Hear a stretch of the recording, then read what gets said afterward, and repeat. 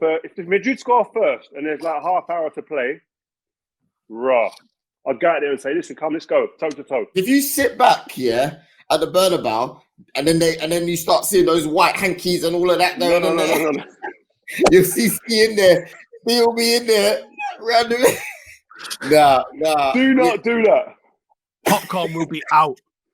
The WhatsApp group will be going off. And I have never been more here for anything in my life. They got a juju in the Champions League. I wish we had something like that going on, but they've got it going on. Yes, guys, the band are back. We're back, man. It's Joel and Ste. I mean, listen, we're not together today. Otherwise, we'd normally be in the studio, but I'm away. I'm in Dubai with the family at the moment. So before we get into it, and I can see Steve's depressed, dejected kind of facial expressions already. I want to start off on a high, man. The community, the guys asked us to go and get some of the biggest names in the game. We've been true to that this season, and we've got another one this week, guys. I've already been worded up. I know it is. I'm meeting you there on Friday. Oh, you're going to come, yeah? I've got to clear it with security. Sorry. Yeah. So I'm actually really looking forward to this one. I got to be honest with you. I look forward to all of them. Don't get me wrong. This one, there's something, I don't know, there's something different there as well with this one. Have you got any hints? Because the biggest thing that's happened so far in football this week has been Arsenal beating Real Madrid 3-0 and Declan Rice scoring the best free kicks on the planet. But if this is a bigger topic, then you need to give us a little bit more of a hint, you know? I don't think you can give a hint without giving it away. Yeah, exactly. No, we've got to leave it. We've just got to leave it there. Let it just start. Let it just marinate a little bit, and people start questioning. Get in the comments and let us know who you think it is or who you want it to be. Do you know what I'll say? It's something that you don't hear of anywhere near enough in the media. So it's not Gary Neville. And it ain't Patrice Evra. But you know what? That result against Newcastle, it means that we're guaranteed now, Man United, to have our lowest points tally in Premier League history. Like, let that marinate, by the way. We are in an absolute mess. Absolute mess. I'm sitting here in Dubai. You know, the biggest telling factor for me, Steve, you can maybe talk about this as well after, is now I've become immune to bad results at Man United. I'm here in Dubai and the result isn't affecting my holiday because I'm just used to it. I'm expecting it. Man United are going to St James's Park. Newcastle are in form. Am I expecting us to come out of there with any type of positivity or a result?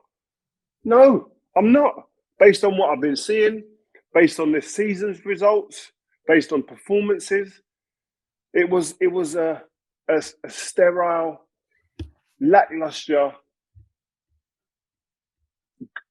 vanilla, ready sorted as Steve would say, performance. How many of them have you seen this year, though? Yeah, there's loads. Can I just say one more thing about my WhatsApp groups, who they've become a little bit famous because we always talk about them. There ain't even no banter in there no more about Man United. We're bantering other stuff. Man United are getting bypassed for banter. No one's even texting me. My phone ain't blowing up when Man United lose. Back a year ago, 2, 3, for all these years, last 10 years, every time Man United get beat or anything happens, my phone is popping off. My missus knows when Man United have got beat because my phone's going nuts. This trip I've been away here, my missus ain't even said nothing to me about my phone. No one cares. We're on no one's radar. I actually took some time to look at United's position, not even to banter, because I thought to myself, hang on a minute, we're like in April here. What is going on? And I'm just seeing 14th, you guys, and 15th Tottenham. I thought, hang on, this can't be right. And then I thought, what does that look like? You know what I mean? In terms of goals scored, goals conceded, draws, wins, losses. It's not looking good, bruv, at all. I think all season, is it only 10 wins all season? Feels like it. Yeah, it is. How wrong was I? How wrong were we to assume that this club would maintain the levels of consistency and the standards that we set?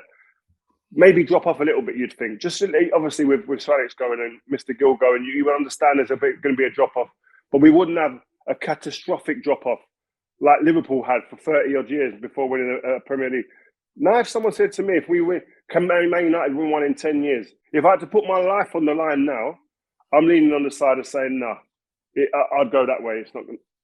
That's where my money's going to be in the next 10 years. We Steve? can win in 10 years, but it might take all of those 10 years, and you're going to have to make so many correct decisions in those 10 years, which we haven't done for the last arguably 20 years. When was the last time United made a good decision? That's my point. When they bought Bruno. Yeah. Yeah, it's not a lot though, isn't it? Like it's a lot. I mean, I remember when you guys used to banter us, for example, for not winning in like 20 years, and you guys are right down the same path. Next season. Let me just stop you there a second, Joel. Pump the brakes. Just one little second, Joel. There is, and I think with Xerxes' injury yesterday, the probabilities of this have probably decreased because Joe literally, as he was driving forward yesterday on that run where he pulled his hamstring, I was literally going, if he could score, what a player we would have on our hands, because he's just a good footballer, isn't he? Anyway, that's over now because he's done his hamstring, so season is now completely done. We're going to get pumped on Thursday night. However, what I was thinking is, if Manchester United won the Europa League and Arsenal win nothing again, who's had a better season? Oh, it's definitely still Arsenal, mate. Listen, we're about to win the Champions League, Steve. Chill out, bro. Don't you worry about all of that. Anyway. Are you though? Yeah. Very possible. Very, very possible. It's this arrogance which is the fall that comes. Don't you talk to me about wait. We can get to Arsenal later. 90 years and it's biting in your bum now. Don't you dare. Go on, Rio. We can get to Arsenal later. I think over the last few years, who's won more trophies than over the last 5 to 10 years out of Arsenal and Man United? Just a question for you, Joel. I think it's about equal because we've got a few community shields. We've won the FA Cup 4 times. Yeah, we can do a head-to-head. It must be equal. But listen, for next season, is the biggest priority for Manchester United to sort out your defence or your attack? Steve? I think it's undeniably the attack. It was the attack in the summer. Like, I've said all year, I'm pretty happy with our defence, right? You lose 4-1 yesterday. People are going to be like, well, hang on a minute. Yeah, okay, hang on a minute. You didn't have Martinez. You didn't have De Ligt, right? That's 2/3 of your central defence. So, you know, and you've got Harry Ahmad making his debut yesterday. The problem yesterday was the midfield. The problem yesterday was the attack. United attacked pretty much as Newcastle did. We had a similar amount of shots yesterday. But the reason the defence was getting caught on the ball was because there was no one to pass it to into midfield. And the reason that you're not scoring at the other end is because they've got no one with any ability to score. The defence is okay, personnel-wise, depending on what happens with how Martinez recovers from what seems like a couple of years of just constant injuries. But there's no one that you can put your hand on your heart and say, he'll get us a goal. Nobody, outside of Bruno. And he's far too relied upon for it. Mm-hmm. Steve, I know you're happy with the personnel in defence, but you know, like since Amorim's come in, only Southampton, Tottenham, and Leicester have conceded more goals than Man United in all competitions. That's damning in itself. Do you know what I mean? It is, but defending's a team sport, isn't it? No, I know that, but whether you're talking individuals or the team, we aren't defending well enough. No, we concede so many goals. And there's so many individual errors. I think third worst team in the Premier League in terms of making errors that lead to conceding a goal. Like, so... Doesn't that tell you it's not the system then, if it's individual errors? Yeah, and I definitely agree with that. That's what I'm saying. You're saying personnel's all right, and I'm going, well, we keep making personal errors. How can it be? We're in all facets of defensive work, we're getting it wrong. Maybe that shape, etc. at times looks a bit better at times, but then we let us down with an individual error, which leads me to say, are they actually good enough, these guys? How many of them are even playing, though? Martinez ain't playing. De Ligt obviously has recently just picked up an injury. I mean, I was trying to watch it from a technical point of view yesterday, thinking, like, could we have done better for the first? And the only thing I can think of for the first is, can Lindelof get a little bit tighter on the first one? Because it seems like he leaves a little bit of a gap for it. The rest of them are obviously just cock-ups. But it's the first one where you go, because there's no confidence in this United team when you go behind. I know we managed to equalise, but there was no confidence that you was going to go and win that. Like, when we concede a goal, like the United teams you used to play in, you would kind of concede, which didn't actually happen all that often. Let's be real with ourselves. You'd concede and kind of be like, loads of but that comes with confidence, and you can't even judge this team by that because we were built on a confidence of winning. We were built on a confidence of not panicking if it wasn't going right at any part of the game. We expected there to be parts in games, especially away from home, not really at home, but away from home, we expected that all of us, that at some point, me and Nemanja, Michael Carrick, and Edwin would look at each other and be going like, we're going to have to be like us guys. They're not just on our own, but there's a group of us who are going to let the others just go and do their thing. And more often than not, we're going to stay and we're going to have to snuff a lot of the dangers out. Or you know what, all of us, listen guys, Patrice, Wes, etc. Come on, we're in together. 15 minutes, just sit here, backs against the walls, and one of those three up there will win us the game. But we had the confidence, like are the defenders doing that and going, oh, Rasmus, Xerxes, whoever they'll go and win us the game if we will just sit back here and that. There's no confidence for a team to do that. Bro, they couldn't win us a throw-in at the moment. What? They couldn't win us a throw-in at the moment. No. And I don't think it's. And that's individually the confidence is shot to pieces. Bruno's the only one who's walking out there with any type of confidence in the way that he's playing and backing himself in every situation. No one else in that team at the moment, because of the body of work over this course of this season, walks out onto that pitch, I think, thinking, no matter what happens in the first 5 minutes, if I have a bad touch, I'll still get through this. If anybody has a bad touch with their first 2 or 3 actions in the game, 99% chance that they fold through the game. Because the confidence is so low. And that would go for any player. It's just that this team, it's been happening for so long, it's compounded by result after result and action after action that goes wrong, that they're now in such a bad place that I think Amorim's sitting there going like, how do I get these guys to have any type of positive energy going into a game, let alone when something doesn't go their way during a game? But you can set this team up anyhow you want to do. But at the moment, confidence is shattered in like 1,000 pieces at the moment. Got to build that. I got a question on a player that got absolutely lit up in one of his first Premier League games this year, Leny Yoro. He's really stepped up the defensive side of his game. He's been run, but he's dealt with it so much better. I mean, on the ball, I don't think there was ever a doubt in him. But I think aerially, I think there's probably still a little bit of work to do. But what are you seeing from a pure technical defending point of view in him that's improved? Because I think he's improved. But I want to know what you think. Yeah, it was a tough start for him, right? But again, he come into a team lacking confidence. Young players need to come into a team if they're going to do well with players around them they can look to in moments where it's not going well, that they can just draw confidence from. That's why I feel sorry for some of these players that join Man United at the moment, because there's only Bruno. But what I've seen from him is he's a student of the game. I spoke to him, we interviewed him, didn't we, not long ago? And he's a student of the game. He sees his mistakes, he acknowledges his mistakes, and he tries to learn from those mistakes. And I can see that. Even when he's getting out wide in 1v1 situations where against Southampton he got roasted, yeah? And I spoke to him, I'm talking about getting your arms out, getting your arms against people. He's now making contact with people, slowing people down. Like putting your arm across someone's chest when you're running ain't about like trying to foul or anything like that. It's just to slow them down, put them off their momentum, put them off pace a little bit. And then while your legs are motoring and you can get away from them, get in front of them. Little details I can see now that he's pushing off people when he's running down the channel rather than just thinking, I'm going to win in a foot race. This is a different league. It's a much more physical league in that sense, and different league where at the moment his team isn't getting no respect from any player. So it's going to make it harder for him.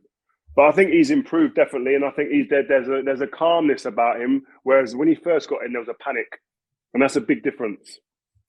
Don't forget as well, he's come back from a major injury as well. I think he's definitely been like one of the brighter players that I've seen, if you could say that, this season. But I want to focus on United's attack, right? So only 5 teams have scored fewer than United this season in the league.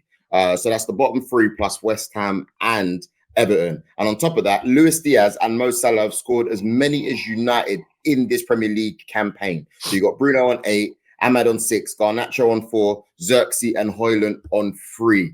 Yeah, it's woeful, isn't it? It's woeful. It's poor. It's like it's toothless, man. But it doesn't surprise me when you see the numbers and the stats, because when you watch the team, you can see they don't create chances, and then chances that they do create, they ain't got no potent finishers in there at the minute. And if Bruno don't fire, we're dead. We're rubbish. We look rubbish. We look so like there's no confidence there to score goals. It's crazy because you see look, I don't want to go into this whole manager in, manager out situation, but there's a large majority of the fan base that are blinded by the fact that, in my opinion, I don't think it's been good enough by Amorim, this season. I know he's got things to figure out, but no one would have thought that he would have come in and had the lowest amount of points possible from a United manager coming in. It's just no one would have thought you would have ended up here being 14th. We do have to address the uncomfortable situation that it hasn't been good enough even on his behalf. I'm not saying sack him or whatever, but we have to say, because end of the day, a manager's job is to come in and put confidence in players. And, regardless of what's happened, he hasn't managed to do that. And he's had quite a few games by now. You've got to give him time. You can't just bring in managers and sack them willy-nilly. Like, he's coming half. No, but I'm saying there are people that are leaning towards that. He's coming halfway through a season, right? And he's had one window. I think you've got to give him a couple of windows at least. You've got to give him a full run at it pre-season, let him go, and then see how we go. Because I think to judge him right now, I think it's difficult. And I think the problem, people are comparing him to people, I don't know, David Moyes is coming at Everton, you've seen an upturn in form during the season, which is true. That's happened. But as David Moyes knows, and he would attest to this, it's a very different proposition going in at Everton or somewhere like that or anywhere else in the league than it is coming to Manchester United. It's a different beast. So you have to be judged a little bit differently in that sense. And I know some people go, you can't judge people differently. You've got to treat them all the same. No. Man United carries a different weight than all the clubs in the Premier League. I think he has a responsibility to have tried to pick up some more results elsewhere. And I don't think he's sitting there going, I'm not bothered about the result. Although yesterday's team selection made me think he wasn't quite as bothered about the result as maybe Thursday, perhaps. I don't think he's throwing games, and I don't think he's trying to force his philosophy in no matter what. But I do think there's an element of pragmatism that has to be allowed for. Like, if this season finishes the way it's kind of progressed, his win percentage is probably going to be like 28, 29%. Even if he starts well next season, that record carries with you. So as soon as people start criticising you when it starts going west in maybe in 12 months or even in 18 months, they bring up his record. And your record's going to go with you no matter where it goes from. It can improve from here or it can do whatever from here. But people are always going to refer back to that record. Oh, you lost X number of points. Oh, you had the record lowest points tally. Oh, you finished United's worst, blah, blah, blah, blah, blah. People always completely remove any level of context from it, knowing, there was a couple of players that were injured. He didn't have the right personnel. He didn't even want to come until the summer. I think that's really important as well. He really looked at it and went, I can't do this now. And they went, it's now or never. And he went, well, I guess it's got to be now then, hasn't it? But he didn't want to come. He wanted to come in the summer. Probably when you get this season dealt with, he finishes what he's doing at Sporting, he can identify the right players that will allow him to play his system. Because it doesn't matter what system you play. When you got strikers, what was our two strikers on? 3 goals apiece. 3 goals apiece. 3 goals apiece. It's outrageous. Like, when have you ever seen strikers that have got 3 goals apiece? And it's the middle of April. These people that have got coming out of August with more than 3 goals apiece, let alone April. I wouldn't be able to show my face. I wouldn't be able to come out of the house. The way I used to feel about just drawing a game sometimes or losing a game, because I'd be like embarrassed. I'd be really embarrassed. I'd be working hard. And I know they are. These guys, I speak to guys at the club, man. The guys are working really hard. But at the moment, that ain't enough. And I don't know what else they've got to do. I hear what you're saying, and I do believe everybody needs time. I'm not trying to run some brigade, but 14th with the squad that you have, regardless of injuries or not, you're better than that. I really do. It begs me to ask another question. Joel, sorry, Joel. We're not. No, the table doesn't lie. When I look at your squad, the table doesn't lie. You're right, but when you look at the team, there's no one that's going to be able to convince me that with those players that you got in your team, Bruno's, Leny Yoro, even the experience of we can go across the whole squad. No one can tell me that you are 14th. No one. No, we are.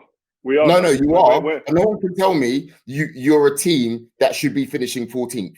No one can tell me that. You're playing even below your own standard. It shouldn't be 14th either. I don't know where our true level is.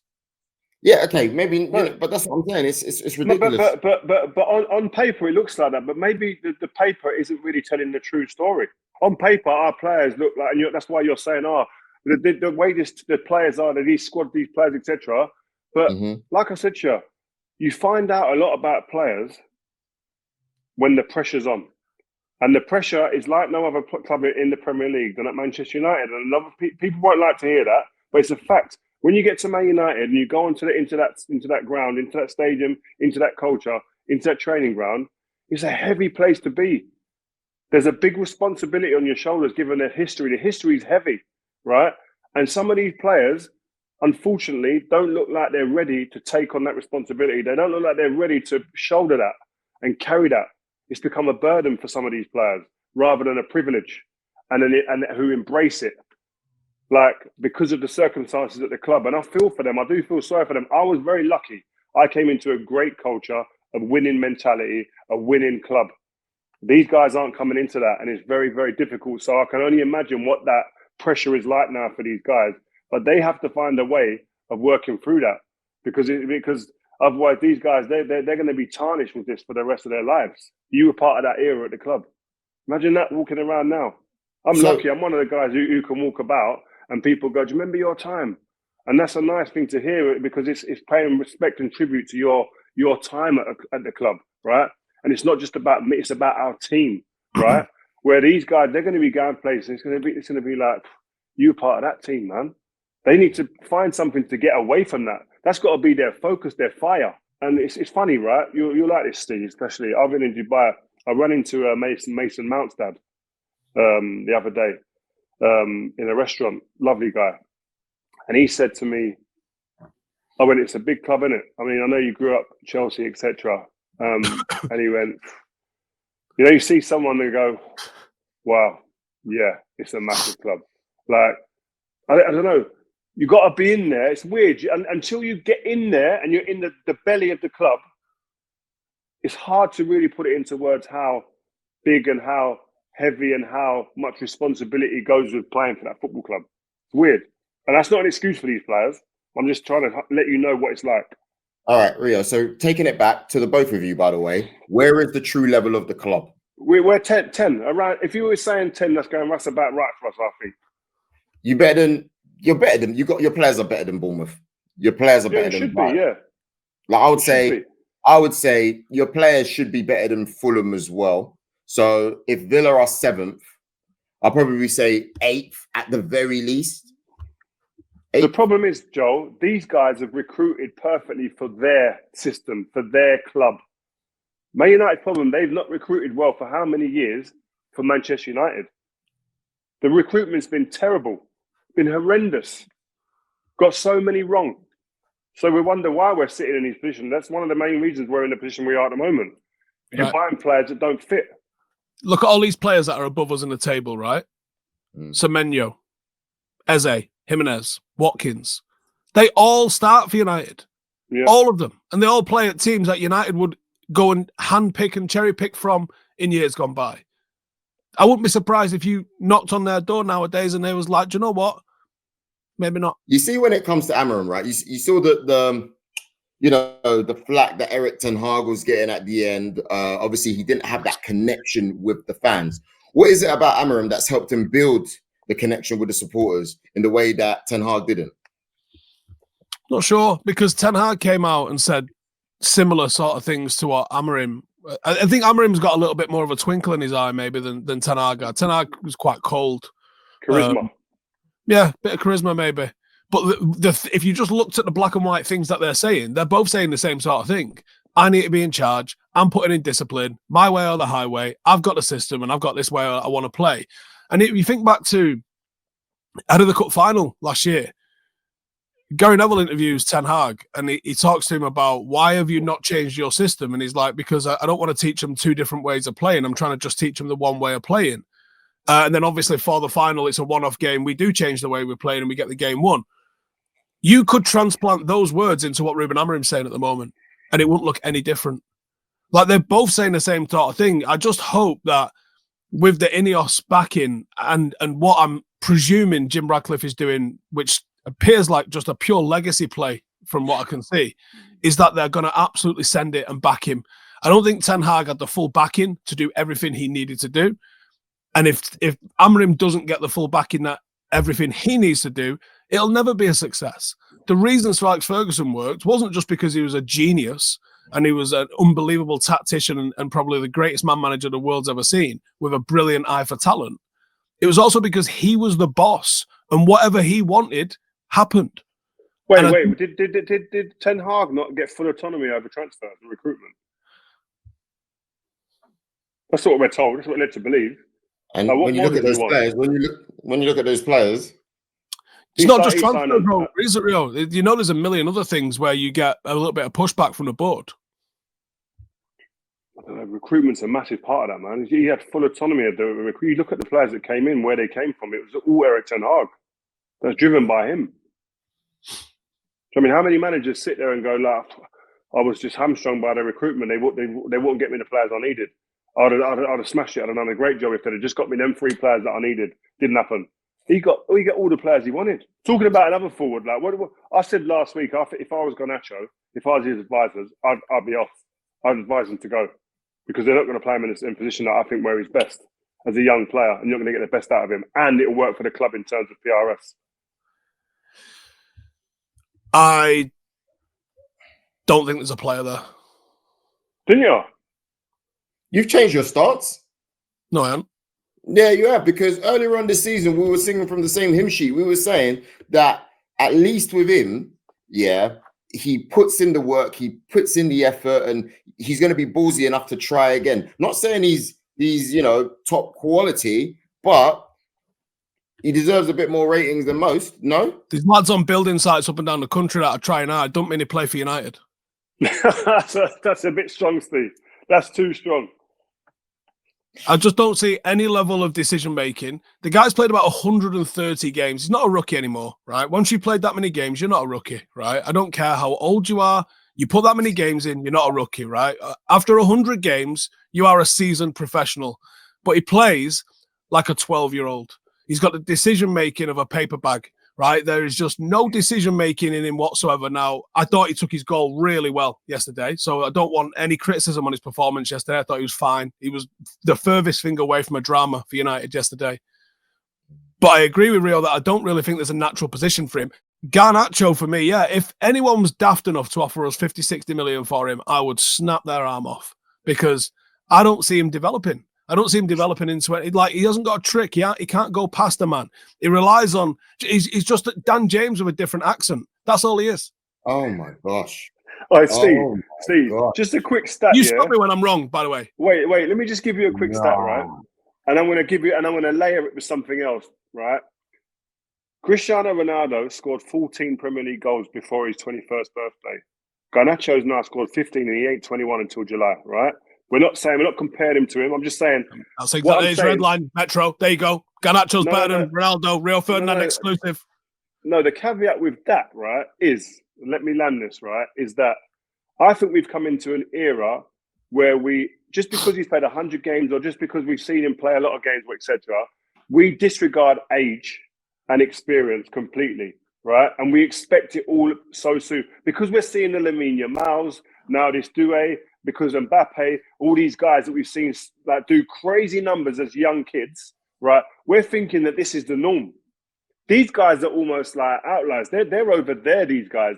And there ain't loads of them, but they're making it seem, and Haaland's, they're making it seem like this is the norm. So we're judging everybody by that standard, right? Where are the days gone where we used to go, how old is he, 23? Oh, yeah, he still makes a few mistakes, still can't get his decision-making right, ain't consistent, he's not in his prime yet. Guess he's 26, 27, yeah, he's in his prime. We give him that grace, we give him that time. Oh, he's 26, 27, yeah, he's in his prime now. Then you judge them like that. We're judging kids that are babies, right, by, and I've been guilty of it a little bit, and I thought, you know what, we got to turn it back a little bit and give these kids some time, man. We can't judge them like we're judging all these other superstars. I'm sorry. Yeah, but I don't think he's being judged by superstars, really. I think he's just being judged like a standard player at Manchester United. Because when you're judging Ahmad, you're not judging Ahmad like a superstar. You're just judging him how he's like at Manchester United. And I do agree with Steve to an extent when you look at him, for me, the biggest issue is the decision making. I can't fault his effort. I can't even really fault the way he takes on players. I just think he doesn't. It's just the decision making. When do you? But Joe, young players, decision making is the last thing normally that clicks. Only the superstar ones, right, make the right decisions, right, at a young age. Cristiano Ronaldo, when he came, was not a decision maker as a kid. Wasn't making the right decisions. Players in the change room holding their heads. Ruben Van Nistelrooy walked in from a training session because my man's decision making was he taking too long to cross the ball, doing 20 step overs. Won't cross it when he said, I'm a number 9. I need to make runs, and you're doing 20 step overs. Go to the circus. He said, like so. The biggest thing that players like Cristiano, who weren't the finished article decision making wise, as a young kid, as a 19, 20-year-old was, or 18. Is they're given time. We're expecting Garnacho to be the finished article now. And Nani. Who says he won't? Who says Nani is the same? Who says he won't fit? He won't improve. Given time, given good coaching, seeing good practice from good professionals around him, being in the right environment. Who says Garnacho can't go on to another couple of levels from where he is now? I know. If he has that. I know who. Steve said he's a good player in there. No, I think we expect too much, not only from Garnacho, but I think from a lot of the young players. I've been guilty of that. I've had to put the handbrake on today. It just hit me. I was like, we used to give players time. We used to say, you know what, he's a kid, man. I don't cost the age. He's a kid. Give him a bit of time. We're saying this kid's got to be a finished article. 50, 60, 70, 80 games. Yeah, I'm with you. I think people do judge far too soon. But 100, I think he might be 130 Manchester United games deep in his career. At what point does it take 200 games? Does it take 150 games? A bang average below par Man United team and culture and environment. He's been doing that in, by the way. Mate, so I don't agree. I think there's something there with this kid if he's got the right environment and right people around him. Also, like, I agree. Again, I look at myself. When I was a kid at West Ham, I signed for Leeds for a British record transfer fee right at the time. But still, there was people going, "Oh, how are they taking that risk? He's lackadaisical. Don't defend first. Gets caught on the ball." Like, I weren't the finished article, but people go, "Yeah, but I can see something there. I'm going to work with." Outside of tenacity and like, because I think he's got a fantastic sort of never say die attitude, and I think his tenaciousness is one of his best attributes. But what outside of that are you seeing? Cristiano Ronaldo, you saw some things in his play. You saw that it was inconsistent, but there was still genius in some of the stuff that he was doing. He was picking it up and he was gliding past people. Garnacho's not doing that. No, I'm not comparing him as a player. But I'm saying I'm still seeing enough in this kid in a bang average team, below par team, right? What are you seeing then? Because all I'm seeing is someone who just shoots anytime the ball comes within 10 foot of him. Mate, it's just one thing. I'll tell you what, he's got bigger balls than most to get on the ball as a kid, by the way.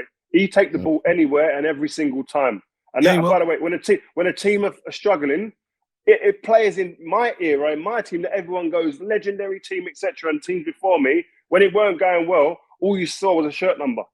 Don't give it to me, mate. We're away from home against a team when we're under a bit of pressure. There's some players who go, "Oh, not today, mate, not today." But that's fine because you could get away with it there. He don't do that. My man, give me the ball all the time. Listen, inconsistency. Sometimes he gets his decision making wrong, but what he's got an uncanny knack of always being on the end of something. He always finds a way to get a chance. Yeah, and then bang it over the bar. Yeah, right now. I'm saying in a couple of years, if he continues to work, right? And he has more shots than a weekend in Magaluf, No, but when he's in the right environment, if he improves and he stick by a kid like that, right? Them chances that are being created, I'd rather work with someone that I'm seeing getting them chances, getting on the end of things and creating chances, maybe missing right now, right, at a young age, than someone who I'm going, I don't even know if he can finish or not because he never fucking gets a chance. He never gets a chance, so I don't know what I'm working with here. You don't know if he can get a chance, can he take it or not? At least I know that Garnacho is going to get there at some point, right? Do you know how many times this season? Wait. But now the key thing is, I want to see a coach get hold of him and nurture him and make him better and show him the instances where he gets there. Slow yourself down. At the moment, when he gets into those areas, when he sees the goal, 9 times out of 10, it's a little bit blurry. I want HD. Let's work a way to get him into HD and then 4K. Then you're going to go, 50, 60 million? Oh, that's a snip. Trust me, I'm telling you. There's something there. And it's not perfect right now. We're coming off the pitch, right, when we've had both of our forwards on the pitch, Xerxes and Højlund, and a pair of them have come away with 0 shots and 0 assists and 0 chances created for others. Meanwhile, you look over at Garnacho, 7 shots, no goals, but no chances created for anybody else. His job is to create for others. He's not doing his job. Would you rather take Xerxes and Højlund's little bit of work there, or would you take Garnacho's then?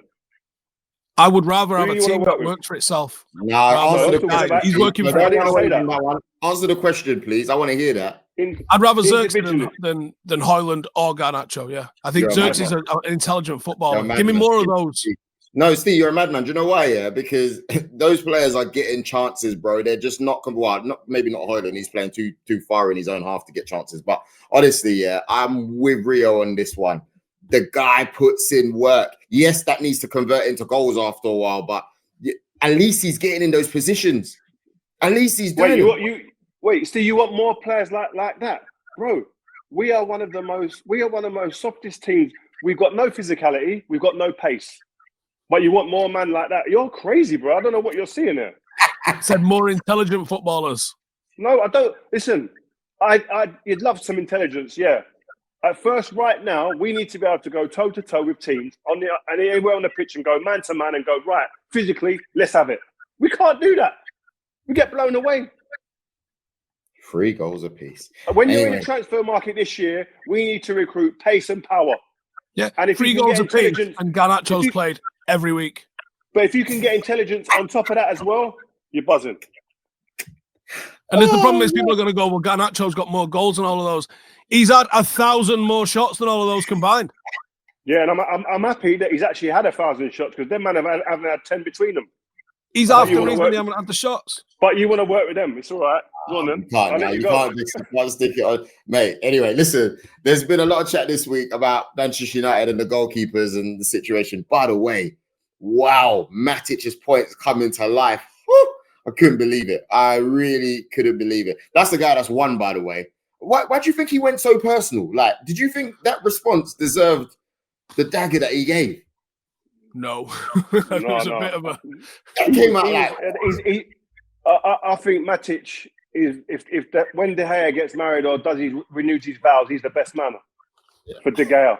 Because there's a little bit of bad tension there, and he just went right for the goalkeeper and made it personal. Because I think if another player, I don't know, if Dalot says that, I don't think he says the same thing. He don't come out of that, man. I don't know, man. There's got to be a bit of bad blood and tension. He must be De Gea's best pal. Because that was like a ruthless, like cold-hearted response. Ain't Dave in that group of yours? Nah, man. Dave he can't come in that group. What was that group like on Thursday when that dropped? Because that must have gone off. Bro, listen. Man United at the moment, I swear to you, it's getting there's no whiz in our group about Man United. Everyone's gone cold.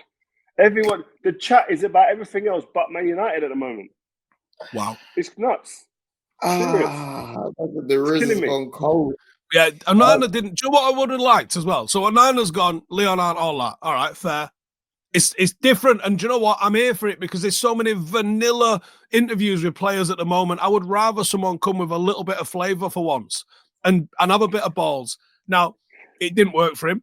Matic clapped backs and absolutely destroyed him, and then he goes and drops in like the worst performance he's ever had in a United shirt.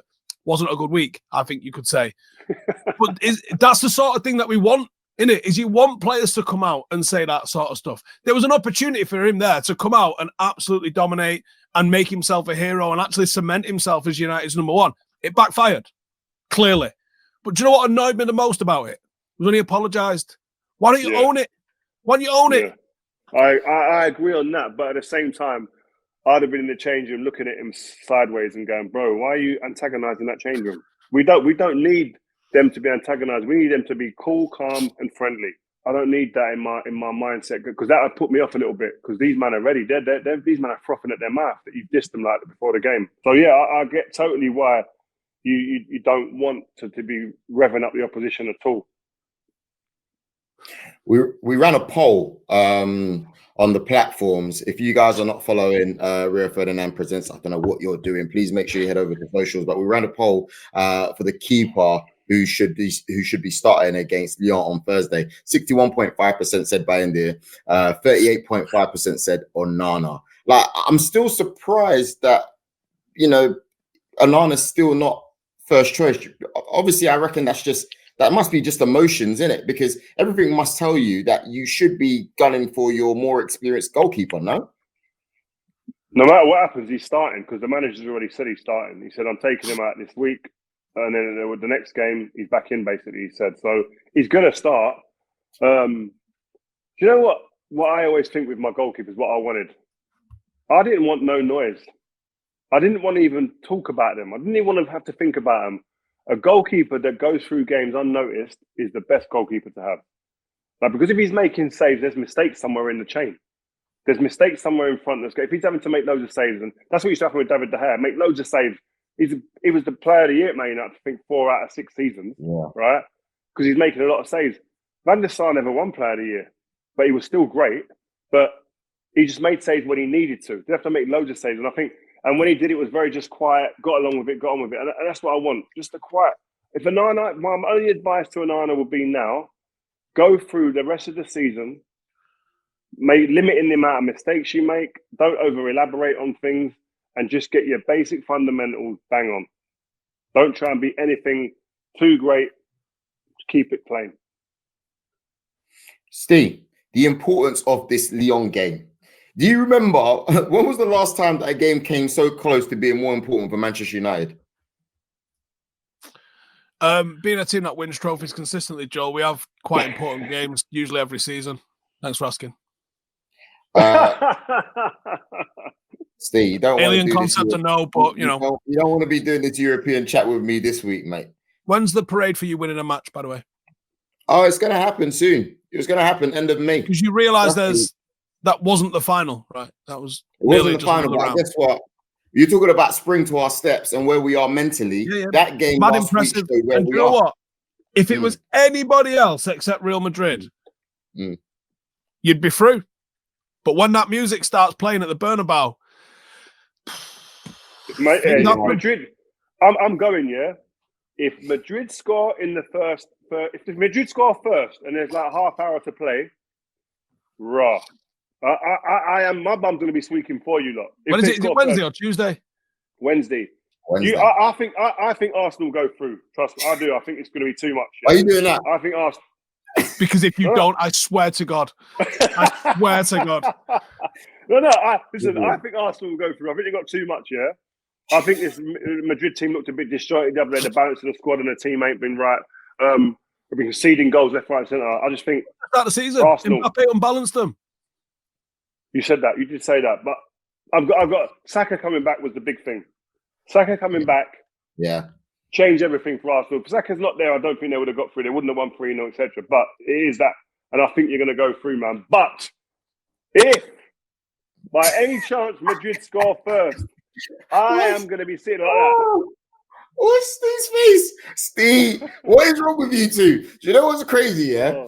If you spoke about Saka, we dominated in every part of the pitch. Like, we had a few mistakes at the beginning. After we got them out of the way, we didn't look back. We did not look back. And you got to remember, Real Madrid concede, man. Even in Copa del Rey, whatever, they will concede goals. That's the thing. All we got to do is score one. Literally, I'm not saying that's the mentality that we should have, but all we got to do is score one, and that's it. We're good. So when you got man like Marino, you know what, Joel, that's the big thing. You know, is how is Mikel Arteta going to prepare this team to approach this game? I think that's going to be one of the key moments. That's going to be one of the key factors in this game. Does he go out there and go, let's be defensive, let's protect, let's just sit and hold what we got? Or does he go, you know what? Let's go and gamble, let's go and take it to them, surprise them, and like, because if we score, they've got to get 4 just to draw. Right? They've got to score 5 to beat us. And when have we conceded 5? That's what I would do. The second, I'd do the latter. I'd go out there and say, listen, come, let's go, toe to toe. Facts. I'm with you. That's what I would do. Because if you sit back, at the Bernabeu, and then you start seeing those white hankies and all of that going on there. No. You'll see Ste in there. Ste will be in there randomly. Nah. Do not do that. I've witnessed it 100%. too many times in the last few Champions League seasons that teams have been 2-0 up and that, and thinking it's cool, and then all of a sudden, man, that madness just happens. They're just sucking the ball into the goal. It's just like that. You can go for a pint, and by the time you get back to your seat, they've scored 2, and you go, wait, whoa, what happened? It's happened like clockwork every year at this time of year. Real Madrid have been done, and they still go through.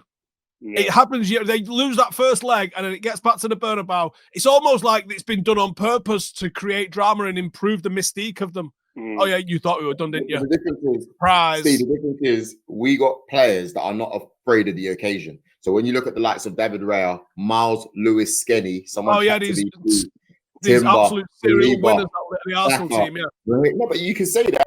Declan Rice, these guys, they love the big occasions. And the reality is, I will never forget Rio. They do like big occasions. What? I think they're in the moment of proving that they are okay and good in the big occasions. They've not won anything to suggest that the big occasions are where we come alive. You only get that kind of stature once you've kind of started dominating those big games and winning those trophies, and people go, the big occasion comes, these guys, I stand by them. They're in the process of proving that now. And they've got over some good hurdles. The 3-0 at home's a great hurdle to go, where that. But if they go out next round, that game's just a DVD. That's it. Brother, you lot are, I can feel what you're doing. I'm speaking sensible. No, Joel, I'm speaking sensible. Everyone that I'm seeing, by the way, it's the same thing. Arsenal fans. Make sure you let Rio know. Make sure you let Ste know. As I said to them, don't worry, man. They know already. They're not saying too much because they know already. Don't worry. We're going to go into this game and we're going to do our business. I'm backing you to go through, bro. I'm not saying you're not going to go through. No, your backing is like on the fence. It's so borderline. It's like backhand compliments. It's like, you'll go through. But if you squeak your bum time, my bum's going to be tight for you. Like, Like, it doesn't sound to me that you're No. If my life's on the line now, I'm going Arsenal straight, go through, not a problem. I'm just saying that club's there's mystery. It's a mystic club. If you go behind, it could be a different story. But I still think you'll go through because you're going to score. Steve, what do you predict? I think you're going through. I'm just saying, if Real Madrid score first, popcorn will be out. The WhatsApp group will be going off. And I have never been more here for anything in my life. They got a juju in the Champions League. I wish we had something like that going on, but they've got it going on. They've done a madness. They've done an absolute madness, and they own that trophy. They did a pact with the devil, and now what happens is you go into the second leg like this, going, all we got to do is score. Meanwhile, 60 minutes on the clock, it's 2-0 Real Madrid, and you're going. You can't say we've never seen it before. I want a player cam on Joe if they go 2-0 down with 60 minutes. Gone. We've seen so many episodes of it. We've seen it more than a Fast and the Furious repeats. It's ridiculous. Joe, just make sure you're up for a FaceTime if you're 2-0 down at 60 minutes gone. I'm going to be screaming.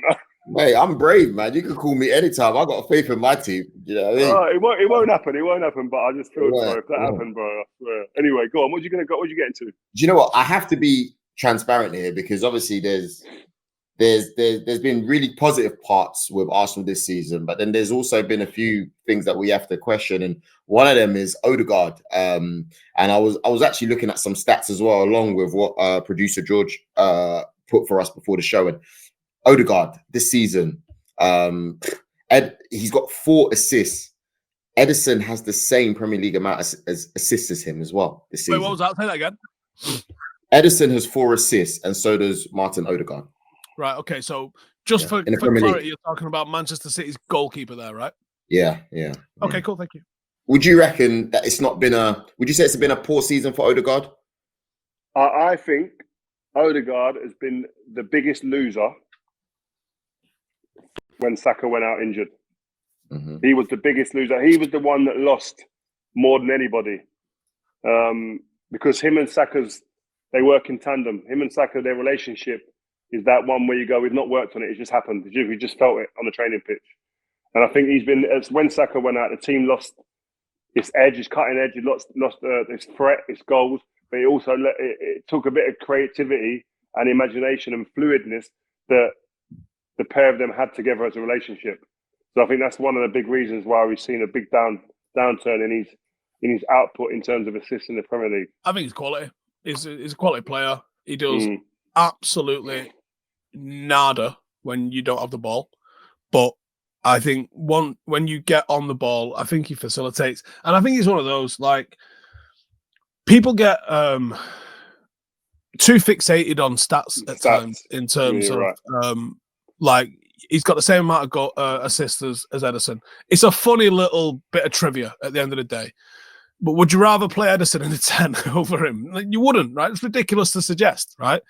And I think almost in the same kind of way as the way you lot think you need a number 9 that's going to lead the line and not get involved in build-up play. I think if you took Odegaard out and you put in like a number 9 that's going to fundamentally change the way you play, you would not be anywhere near as good. And I think don't fixate on the assist. He's a facilitator that's going to get other people into areas where they'll create the chances, but he's the one that's putting those balls in. It's such an important, that pre-assist almost. I bet if you pulled them stats out, he'd probably be quite high in those. Like, he's a beautiful technical footballer. He's got mad vision. I think he's excellent. He has attributes, isn't he? The goals and the assists matter. They absolutely matter because it's match winning. But you wouldn't be anywhere near as good if you swapped him in for someone that just got goals and assists. He has certain parts of his game that you won't find in stats. Do you know what I mean? His ball retention, his ability to run the rhythm of the attack, his ability to find pockets of space to relieve pressure. Like, he's that guy you give the ball to, that when you're under a bit of pressure, he'll get you out of a sticky situation. Stats aren't coming in for that and telling you all that type of stuff. So the stats don't really tell the full picture with Odegaard. I think he's class. Yeah, no, it's true. Well, listen, I guess we'll see. We'll see what happens on Wednesday. I'm actually going to the Villa game on Tuesday, but I'm going to be watching the game on Wednesday for sure. I'll be in Madrid. I'll be there, man. I'll be rooting for you. I want an English team to go through, so I wouldn't mind if Arsenal went through at all. Yeah, for sure. Are you gonna be in Lyon by any chance? No, Old Trafford. Sorry for the game on Thursday. Yeah, I'm there Thursday. Yeah. So am I. I'll see you there, Steve. Good luck. Do you know what? I was actually pretty confident because I thought we did all right last Thursday. But after seeing Xerxes go down, like I said, intelligent footballer, can actually drive and dribble through the middle with it. Who's going to score the goals, Rio?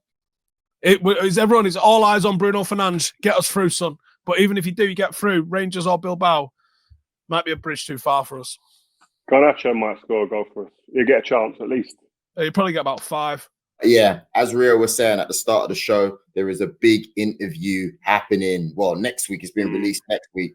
You got me thinking, man. But yeah, I can't wait. I can't wait to find out who it is. You've given us a little bit of a hint, the fact that you're in Manchester on Thursday. Usually, I want to keep it on. Footballers live in Manchester. Yeah. Interesting. Let's see. My lips are sealed.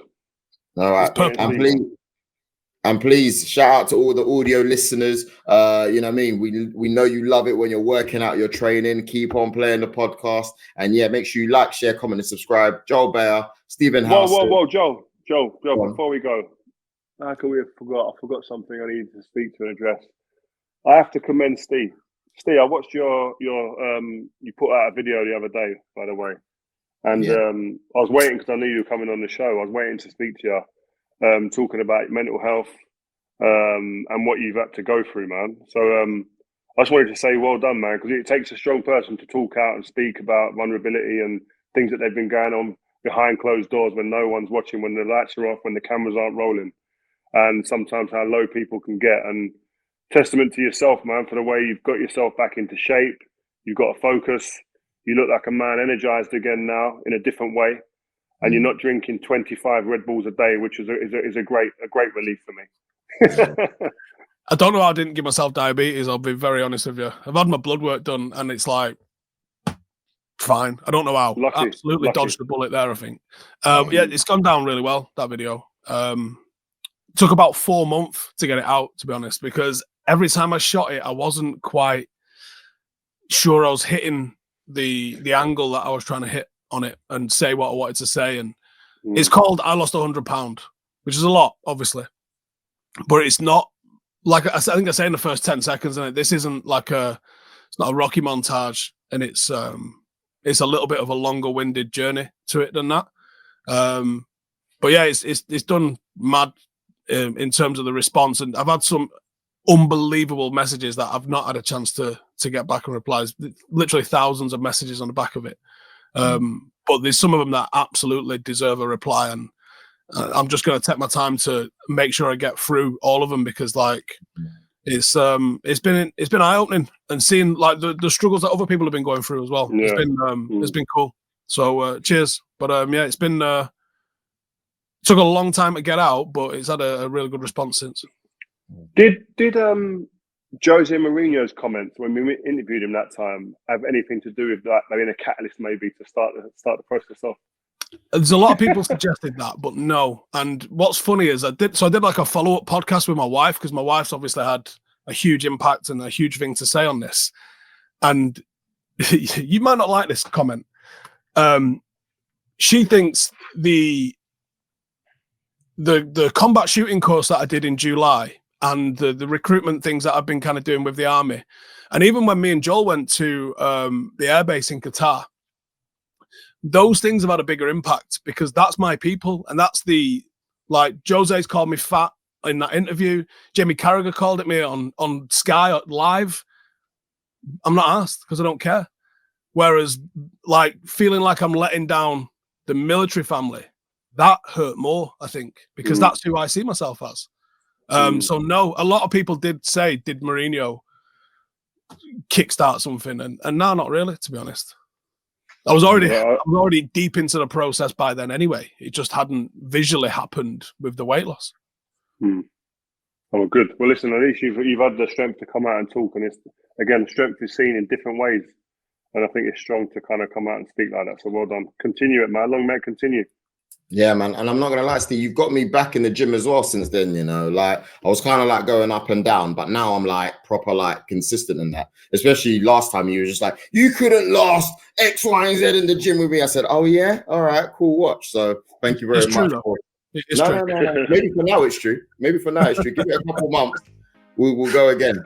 Anyway, thank you very much for joining us, everyone watching, listening. We will be back next week. Lots of love.